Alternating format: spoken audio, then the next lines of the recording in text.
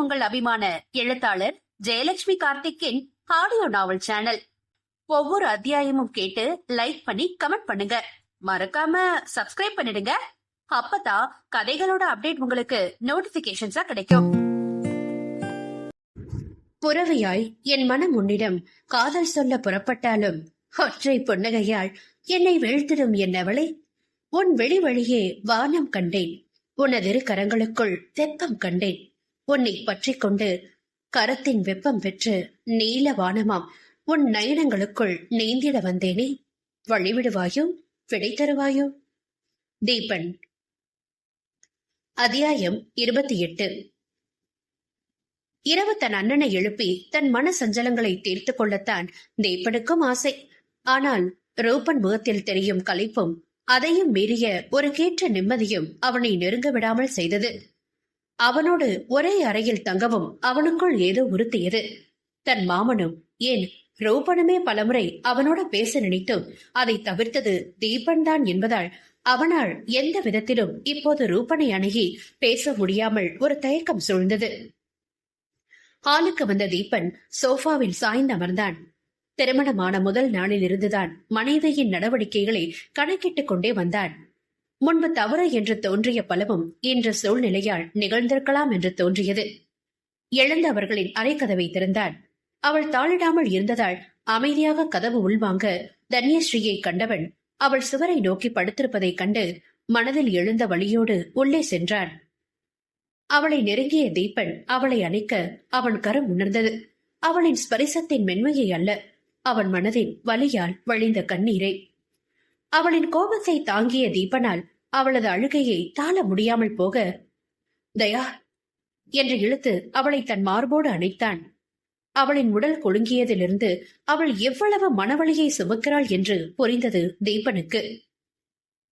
நான் தான் ஏதோ தப்பு பண்ணிருக்கேன் தயா, பிளீஸ் என்னன்னு சொல்லுடா. கண்டிப்பா நான் உணர்ந்து மன்னிப்பு கேட்பேன். இனி அந்த தப்பு செய்யவே மாட்டேன், பிளீஸ்டா என்று தன் இயல்பை மீறி கெஞ்சினான் தீபன்.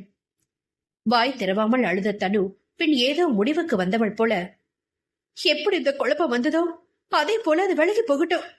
நான் அதுக்காக உங்ககிட்ட வாதாட மாட்டேன். என் பக்கம் நியாயம் இருக்குன்னு நான் நம்புறேன். நாளைக்கு ஊருக்கு போகலாம், அத்தா கல்யாண விஷயமா தான் இருக்கணும் என்று சொல்ல, அவன உனக்கு என்று கேட்க முடியாமல் தீபன் திணற அவனின் நோக்கம் புரிந்த தனு, எனக்கு அவர் மேல எந்த கோபமும் இல்ல. அவரோட செயல்களுக்கு நியாயமான காரணம் இருக்கு. அத நான் இங்க பேச விரும்பல. நீங்கள் இதை பத்தி அத்தா கிட்ட பேச வேண்டாம் என்று கூறிவிட்டு திரும்பி படுத்துக் கொண்டாள். எப்படியாவது அவளோடு மீண்டும் இணைந்துவிடும் நோக்கம் இருந்தாலும் பக்கத்து அறையில் அண்ணன் இருக்க சங்கோஜமாக வெளியே வந்தான். இரவு அவனுக்கு ஹாலின் சோஃபாவில் கழிய மறுநாள் காலை மூவரும் விமான நிலையம் நோக்கி பயணமாயினர். ரூபன் தீபனிடம் ஏதோ சொல்ல துடிப்பவனாக நெருங்கும் போதெல்லாம் அத்தா என்று அழுத்தம் கூட்டி அவனை நிறுத்திவிட்டாள் தன்யா. ரூபனுக்கு தன்யா மேல் இந்த சில நாட்களில் ஏற்பட்ட பாசம் என்பது அளவிட முடியாதது. அவள் முதலில் ரூபனோடு பேசிய போது, அத்தா நீங்க என்ன காரணத்துக்காக வீட்டை விட்டு போயிருந்தாலும் அதை ஓரளவு சரி பண்ணிட்டு வீட்டுக்கு திரும்பி போயிருக்கலாம் என்று அடுத்தவர் போல நீ செய்தது குற்றம் என்று பேசாமல் அவனின் தவறை சுட்டி காட்டினாள். சிறு பெண் என்று முதலில் பேச்சில் அவன் காட்டிய ஒதுக்கமும் சிறு அலட்சியமும் அவள் அக்கறை முன் தவிடு பொடியாக, எப்படியாவது மாமா கூட பேச வைக்கிறாத்தான் நானு என்று வாக்கு கொடுத்த போதும் நேற்று பேசவே மாட்டேன் என்று அமர்ந்திருந்த நிலையில் அனிகாவோடு பேச வைத்ததும் தனுவின் அன்பால் நிகழ்ந்ததாக பார்த்தான் ரூபன். அவளுக்கு இருக்கும் தொழில் ஆர்வம் கண்டு பேச்சு அந்த பக்கம் செல்ல இன்னும் அந்த தலைப்பு பேசி முடிக்கப்படாமல் தொடர்ந்து கொண்டே இருக்கிறது. லவுஞ்சில் தீபன் ரூபனோடு பேசாமல் அமைதியாக இருக்க தனு அவனோடு சேர்ந்து தன் தொழில் ஈடுபாடு பற்றி பேச சற்று நேரத்திற்கெல்லாம் ரூபன் ஒரு அழகிய பிளான் ஒன்றை கூற அதுவும் நன்றாக இருப்பதாக தனுவுக்கு தோன்றியது. இருவரும் பேசிக்கொண்டே அங்கிருந்த மற்றொரு ஜீவனை மறந்து போய் கேட் வரைக்கும் வந்துவிட்ட பின் தீபனையும் இணைத்துக் கொண்டனர். கொடுப்பின் உச்சம் தொட்ட தீபன், போதும் 2 பேரும் அமைதியா வாங்க, சென்னை போய் தான் நீ வாயை திறக்கணும் என்று கத்திவிட்டு அவன் இருக்கையில் சென்று அமர்ந்தான். அவனுக்கு ஒன்றும் புரியாத நிலை. தன்யா ரூபனோடு இவ்வளவு சாதாரணமாக பேசுவதைக் கண்டு தான் எங்கோ தவறி இருக்கிறோம் என்று குழம்பிய குட்டையை மீண்டும் குழப்பிக் கொண்டே இருந்தாள் தீபன். தனவும் தீபனும் ஒரு தோள் குலுக்கலோடு அவரவர் இருக்கையில் அமர, தீபன் விண்டோ சீட், அடுத்து தன்யா, பின்னர் ரூபன் என்றிருக்க, ஏதோ செய்கையால் ரூபனோடு பேசி வேண்டுமென்றே தீபனின் கடுப்பை கிளப்ப நினைத்தாள் தன்யா. ஆனால் அவனோ கண்களை மூடிக்கொண்டு எங்கே எதை விட்டோம், என்ன தவறு என்று கணக்கிட்டுக் கொண்டிருக்க இருவரும் அமைதியாகினர். அதே நேரம் பெங்களூரு விமான நிலையத்தில், இப்போ இது அவசியம் தானே சுபா, இத கொஞ்சம் பொறுமையா கையாளலாம்ல என்று கிரிஷ் 100வது முறையாக சொல்ல, கிரி, உங்க கவலை எனக்கு புரியுது. ஆனா இதை விட்டா எனக்கு அடுத்த சந்தர்ப்பம் எப்ப கிடைக்கும் தெரியாது இல்லையா? அதனால எனக்காக பிளீஸ் என்று அவன் தாடையை பற்றி கொண்டு கொஞ்ச, நானும் இங்கேதான் இருக்கேன் என்று பின்னால் இருந்து குரல் கொடுத்தார் சுஷாந்தி. வெட்கத்தால் சிவந்த முகத்தை கிறிஷின் மார்பில் வைத்து மறைத்துக் கொள்ள சுஷாந்தி மகனிடம் திரும்பி, அப்பா கிட்ட பேசிட்டேன்டா என்று மட்டும் சொன்னவர் மருமகளை எண்ணி பார்த்தார். சில நாட்களில் அவளிடம் தெரியும் மாற்றம் நம்ப முடியாத அளவில் இருந்தது. முன்பு கவன ஈர்ப்பாக நடைபெற்ற வீட்டு வேலைகள் இப்போதெல்லாம் அவளின் பொழுதுபோக்கு போல விளையாட்டாய் நடந்து வருகிறது. யாரும் விரும்பி சோம்பேறிகளாக இருப்பதில்லை. அவர்கள் சுறுசுறுப்பு மங்கி இருக்கும் இடத்தை கண்டுகொண்டு அவரை தேற்றிவிட்டால் அவரின் வேகத்திற்கு ஈடு கொடுக்க முடியாது. தன் மருமகளும் சொத்து பணம் என்று ஆசைப்பட்டாலும் வாழ்வின் அர்த்தம் அன்பிலும் உறவிலும் இருப்பதை அவள் உணர்ந்த பின் அவளிடம் தெரியும் அன்பு மிகவும் அழகாக இருப்பதாக அவருக்கு தோன்றியது. கிரிஷ் தன் அருகில் அமர்ந்திருந்த சுபாவின் முகத்தை கண்டு, லவ் யூ டி என்று கூற சட்டென்ற விழிகளிலிருந்து வெளிவந்த கண்ணீரை தடுக்காமல் அவன் தோள் சேர்ந்தாள். பேச எழா இடங்களில் கண்ணீர் சொல்லும் கதைகள் 1000.